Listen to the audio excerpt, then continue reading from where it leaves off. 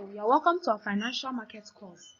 So we are still on Unit 5 and we are considering savings and loans institutions in Ghana under this session. So by the end of the session, you should be able to define what we mean by savings and loan companies, as well as discuss the regulatory frameworks for regulating savings and loan companies in Ghana.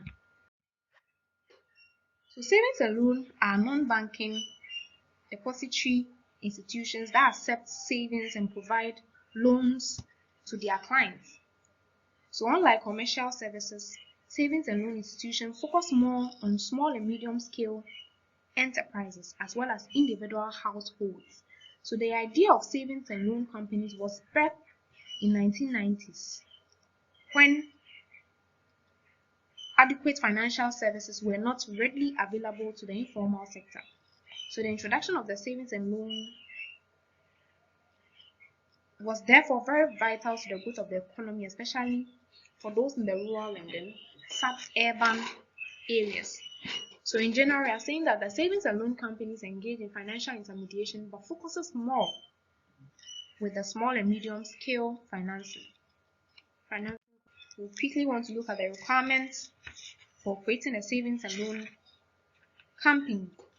So the requirement is that no individual shall create a savings and loan company without a license. So first, it should be a corporate body incorporated in Ghana, and then have a license, as I've already stated.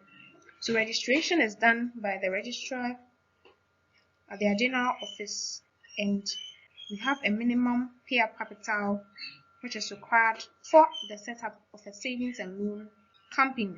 So every applicant or every application for a license should be made in writing to the Director, Banking Supervisory Department of the Bank of Ghana in Accra, and also it shall be accompanied with a true copy of the regulation or other instruments relating to the proposed business or under which any person proposing to carry on such business was established.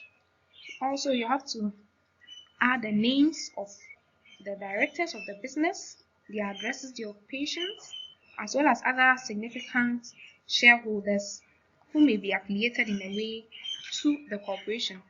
Also, they are required to complete a personal questionnaire on the particulars of 5 directors and senior persons in charge of the management of the business. And this questionnaire will cover their background, their financial position, their business interests, and concerns when it comes to management and control. Also, there's a need for a feasible report, including a business plan and financial projections for at least 5 years, and the intended area of specialty. Information will also be required on their capital, their sources of funds, as well as other particulars from the central bank may be required. So I want to make it clear here that the minimum paid up capital for an initial startup savings and loan company is 7 million Ghana cedis. But in the case of a foreign ownership, not less than 60% of the required capital should be brought in Ghana into our currency.